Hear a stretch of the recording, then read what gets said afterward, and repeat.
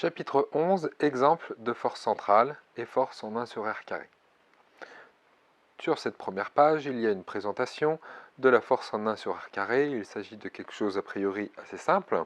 On a une force F qui s'écrit moins K sur r carré dirigé suivant UR. Donc il s'agit d'une force centrale. Pourquoi? Parce que la force est toujours dirigée vers le même point O.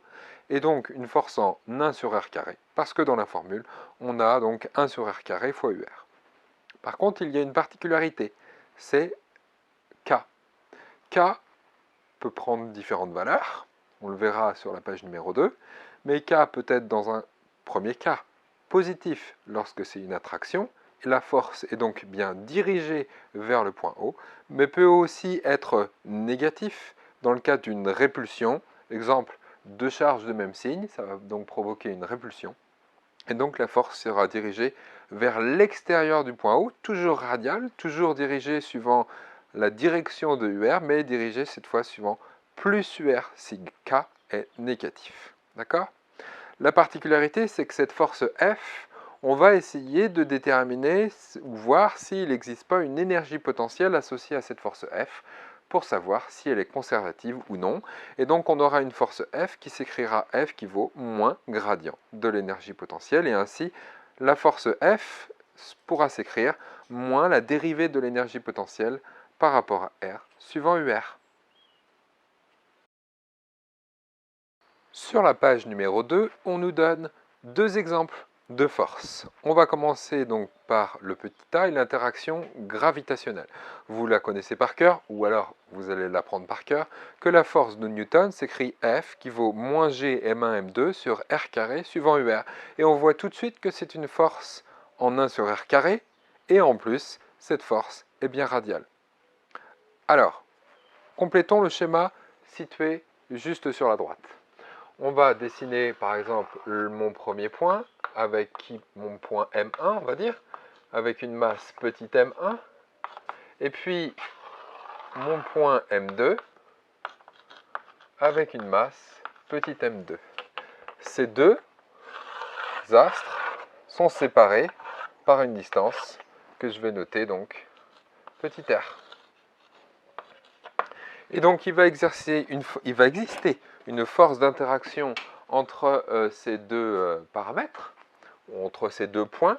On a la force que, je vais le mettre en jaune, ça c'est la force que 1 exerce sur 2, et donc c'est bien dirigé dans ce sens-là. Et par opposition, vous avez la force que 2 exerce sur 1, donc il faut bien le faire de la même taille, dans des sens opposés. Donc vu que c'est de la gravitation, ça c'est la force que 2 exerce sur 1. Vous le savez bien, c'est que F que 1 applique sur 2 est égal à moins F que 2 applique sur 1. On peut aussi déterminer ou écrire un vecteur unitaire.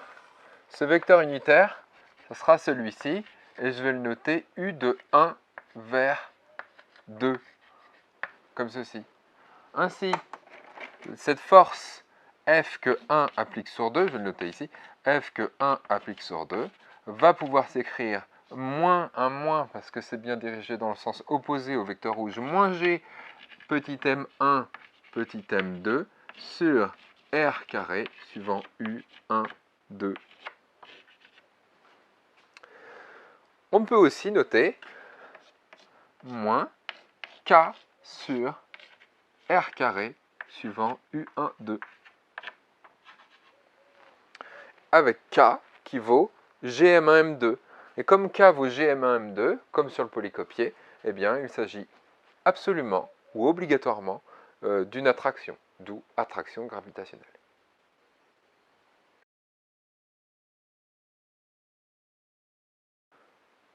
Pour le petit b, et dans l'interaction coulombienne, l'expression de la force que 1 applique sur 2 change un petit peu. La force que 1 applique sur 2 va s'écrire 1 sur 4pi epsilon 0, Q1 fois Q2 sur R au carré dirigé suivant U de 1 vers 2. Alors, on va compléter le schéma en même temps. Si on complète le schéma en même temps, il va falloir mettre le vecteur unitaire u que 1 de 1 vers 2, comme ceci. U de 1 vers 2, a priori, ça va plutôt de 1 vers le point numéro 2. Sur mon schéma, je vous propose de prendre Q1 positif, et donc K, on va changer Q2 aussi, tiens, aussi positif. On va voir ce que ça va donner.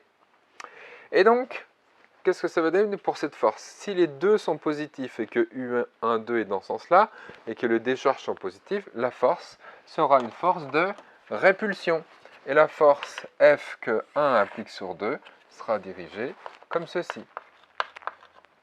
Par conséquent, action-réaction, c'est la troisième loi de Newton. La force que 2 applique sur 1 sera dirigée comme ça.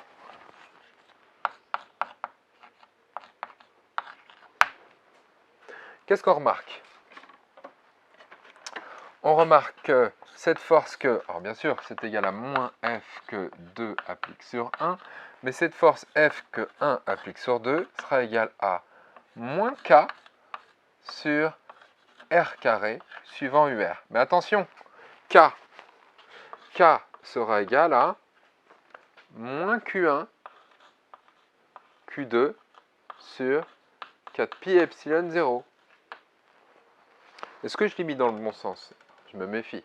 F que 1 implique sur 2, donc ça c'est bon. Et Q1, donc K qui vaut bien moins Q1, Q2 sur 4 pi epsilon 0. Comme dans notre cas, on a Q1 et Q2 qui sont tous les deux positifs, on a donc le terme K qui est bien négatif. Et on a bien affaire à une répulsion. Tandis que lorsque Q1 et Q2 sont de signes opposés, un plus, un moins ou un moins, un plus, eh bien K devient positif et on a affaire à une attraction. D'accord? Et on retombe dans le cas comme si c'était une attraction gravitationnelle. Donc vous voyez bien que la force en 1 sur R carré ici, ça sera donc une expression générale pour parler de l'attraction gravitationnelle et de l'attraction coulombienne.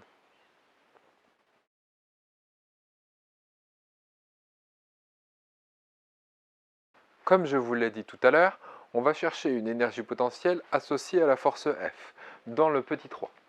Petit 3, énergie potentielle.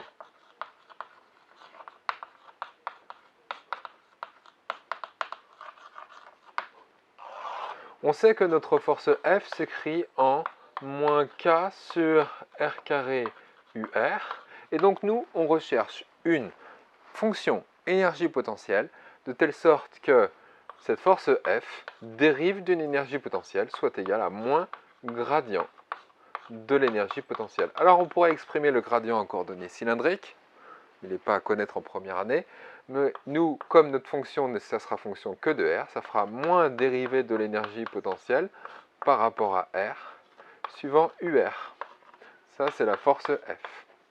Alors, comment est-ce qu'on pourrait faire? On n'a qu'à identifier. On utilise les deux. Donc, on a moins K sur R carré suivant UR, qui sera égal, on utilise ça et on utilise ça, ça sera égal à moins D de EP sur DR suivant UR. D'où moins K, alors on pourrait faire moins K sur R carré, D de R égale moins D de EP. C'est pas mal comme ça. Maintenant, il nous faut trouver la fonction énergie potentielle. Donc à partir de là, ce qu'on pourrait faire, c'est une primitive. Primitive à gauche, primitive à droite. Primitive de moins K sur R carré D de R et primitive de moins D de EP. Alors on pourrait peut-être supprimer les moins à gauche, à droite, ça c'est pas interdit, mais c'est les bornes qui vont m'intéresser. Alors on va partir d'où et on va jusqu'où? Le tout est de fixer le niveau 0 de l'énergie potentielle. L'énergie potentielle, qu'est-ce qui serait bien de fixer? Dans le cas de la gravitation, si mes deux points sont situés à l'infini, il n'y a plus d'interaction, parce qu'ils sont très très loin. Donc on pourrait fixer l'énergie potentielle égale à 0 lorsque petit r est égal à plus l'infini. Donc je propose de faire ça. Donc on va partir par exemple, on va faire quand r égale plus l'infini, eh bien l'énergie potentielle vaut 0. Et lorsque petit r vaut petit r, l'énergie potentielle vaut EP. On n'a plus qu'à faire le calcul. Primitive de 1 sur r carré, moins 1 sur x, moins 1 sur r, pris entre grand R et l'infini. égale et primitive de 1, bah EP. Donc ça fait EP pris entre 0 et EP. Conclusion, ça fait 1 sur l'infini, 0, c'était le but. 0 moins 1 sur R est égal à... il ne manque pas un K, si, il manque un K, c'est mieux. Est égal à 0 moins EP. J'espère que je ne me suis pas trompé. Donc EP égale l'énergie potentielle vaut moins K sur R. Voilà, donc ça c'est à bien connaître par cœur. C'est une formule typique. EP égale moins K sur R, mais attention, dans cet exemple-là, on a choisi la constante de l'énergie potentielle qui valait 0 en plus l'infini. C'est un choix arbitraire, je pense que c'est le meilleur choix à faire. Comme ça, on n'a pas de constante en plus à se balader. Voilà, EP qui vaut moins K sur R pour une force en 1 sur R carré.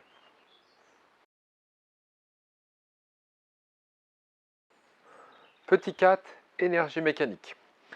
On va faire comme dans le chapitre 10, on va essayer de déterminer l'énergie mécanique de notre système. L'énergie mécanique, EM, on sait que c'est égal à l'énergie cinétique plus l'énergie potentielle. Mais il va y avoir quelques particularités, parce que cette fois-ci, on connaît la fonction énergie potentielle, c'est moins K sur R. Donc on a 1 demi de mv carré moins K sur R. Or, l'expression de V, on la connaît. Pourquoi est-ce qu'on la connaît? Parce que dans le chapitre 10, on a dit que quand on a un mouvement à force centrale, la particularité, c'est que le mouvement est plan.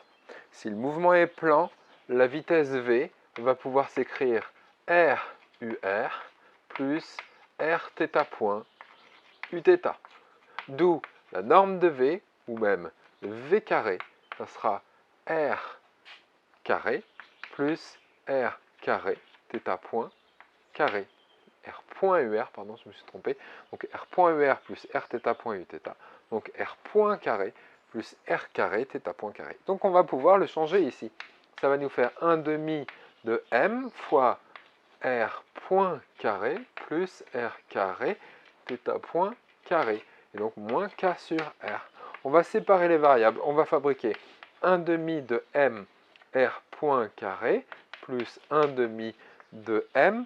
Et là, on a R carré θ point carré. On connaît la constante de la loi des R.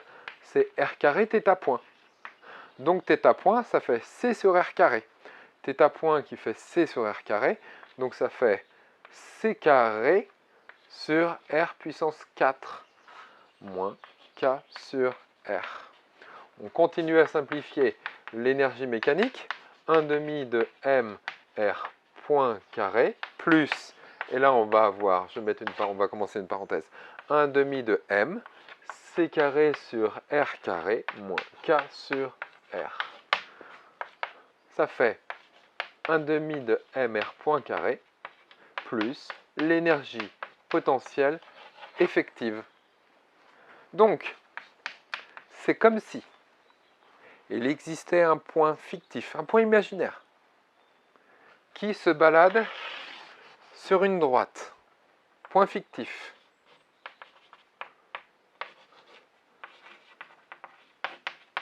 Ce point fictif est situé à la distance petit r. Ce point fictif possède une certaine énergie potentielle, qui est l'énergie potentielle effective qui est ici. Et ce point fictif possède une certaine énergie cinétique, et son énergie cinétique, elle est ici. Ça, c'est l'énergie cinétique de mon point fictif. Donc, je vais faire l'étude de ce point fictif qui possède son énergie potentielle et qui possède son énergie cinétique. Et à partir de l'étude de ce point fictif, on va remonter jusqu'à l'étude de notre point M qui est en train de tourner autour du point O. D'accord ? Donc c'est ça la difficulté du passage pour l'énergie mécanique. J'ai une dernière petite remarque. Comme toutes les forces dérivent d'une énergie ou potentielle ou ne travaillent pas, cette énergie mécanique, qui est la même depuis le départ, est égale à une constante. Car toutes les forces dérivent d'une énergie potentielle ou ne travaillent pas. Mais cette énergie mécanique que je viens de trouver pour mon point M du départ est exactement la même que l'énergie mécanique de mon point fictif.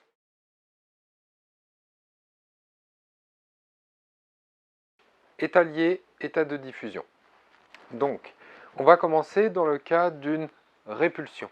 Dans le cas d'une répulsion, on a, de toute façon, que ce soit répulsion ou pas, l'énergie potentielle qui vaut, effective, hein, de notre point fictif qu'on veut étudier, 1 demi de m. Alors, 1 demi de m, c carré sur r carré, moins, je ne me trompe pas, c'est bien ça, moins k sur r. Et si k est négatif, tout ça c'est obligatoirement positif.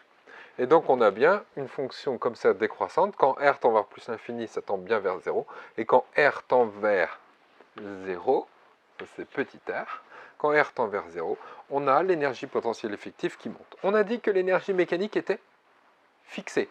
Si l'énergie mécanique est fixée, par exemple, au niveau EM1 ou EM, qu'est-ce qui va se passer comme mouvement possible? Si l'énergie mécanique, elle est comme ceci, je la note EM. Vous savez que l'énergie mécanique, c'est égal à l'énergie cinétique plus l'énergie potentielle. Donc, si ça c'est le niveau d'énergie mécanique, et que l'énergie mécanique c'est égal à EC plus EP, et que EP par exemple ça correspond à cette flèche blanche qui est ici, ça c'est EP, et bien pour combler le reste, obligatoirement l'énergie cinétique, je vais mettre en jaune, je vais souligner en jaune, voilà, énergie cinétique, eh bien elle est ici. Et mon énergie cinétique, elle est bien positive. Donc, qu'est-ce que ça veut dire? Que mon point M, il sera autorisé à se balader sur ma droite fictive située entre R mini et l'infini. Mon point M, il va pouvoir arriver d'ici, il va pouvoir passer jusqu'ici, il est autorisé à aller jusqu'ici, il peut aller jusqu'ici, arriver ici, l'énergie cinétique de mon point fictif, mon 1 demi de mr point carré, ici qui vaut 0, et à la rigueur, s'il a envie, il peut repartir jusqu'à plus l'infini. Donc on a affaire à un état de diffusion, je vais le noter, état de diffusion. Pourquoi diffusion? Parce que notre point M, il peut arriver de l'infini, venir jusqu'à R mini, et repartir à l'infini, et puis on ne le revoit jamais.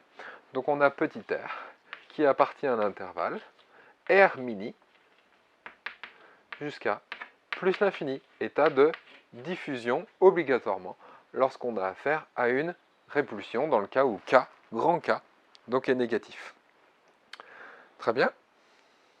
Vous avez même sur votre polycopier, juste sur la partie de droite, la trajectoire de votre point M dans le cas d'une répulsion où on voit bien le rayon R mini qui est atteint. Dans le cas où K est positif, on peut obtenir la courbe suivante. C'est-à-dire que comme K est positif, et à cause du signe moins qui est ici, si vous tracez la calculette par exemple 1 sur x carré moins 1 sur x, et en fait, on va faire apparaître un creux comme ça, un creux d'énergie potentielle effective qui va nous permettre d'obtenir des nouvelles situations. Ces nouvelles situations, on va essayer de les déterminer en fixant le niveau d'énergie mécanique à différents niveaux. On commence par le premier, où l'énergie mécanique EM vaut EM1, ici, noté en bleu. Qu'est-ce qu'on remarque? On remarque que, ici, comme l'énergie potentielle se situe ici, eh bien, un point M fictif peut se déplacer, peut arriver de plus l'infini, d'ici, venir ici, venir toucher ici, à la valeur qu'on va noter R1 mini, je vais le noter là, R1 mini. Et cette valeur R1 mini, une fois qu'il a été atteint, on peut repartir dans l'autre sens et repartir jusqu'à plus l'infini. Et lorsqu'il repart jusqu'à plus l'infini, je ne sais pas si vous remarquez, mais ici, il vous reste un certain espace. Donc on va repartir à plus l'infini avec une certaine vitesse correspondant à cette énergie cinétique. Donc, de quoi il s'agit? On va avoir petit r qui peut appartenir à l'intervalle R1 mini jusqu'à plus l'infini. Et donc on a un état de diffusion. un état de diffusion parce qu'on peut arriver de plus l'infini et on peut se rapprocher et repartir très loin. D'accord? Qu'est-ce qu'on pourra raconter d'autre? Si, on peut rajouter qu'il va s'agir d'une hyperbole. On le verra après, on pourra le refaire, on fera tous les calculs correspondant à ça. Maintenant, quand EM vaut EM2 et EM2 correspondant à 0, qu'est-ce qui va se passer? Bien, on a à peu près la même chose. On peut arriver de plus l'infini, on peut arriver jusqu'ici, jusqu'au point qui est ici. Ce point qui est ici, je vais le noter R2 mini, je vais le mettre là.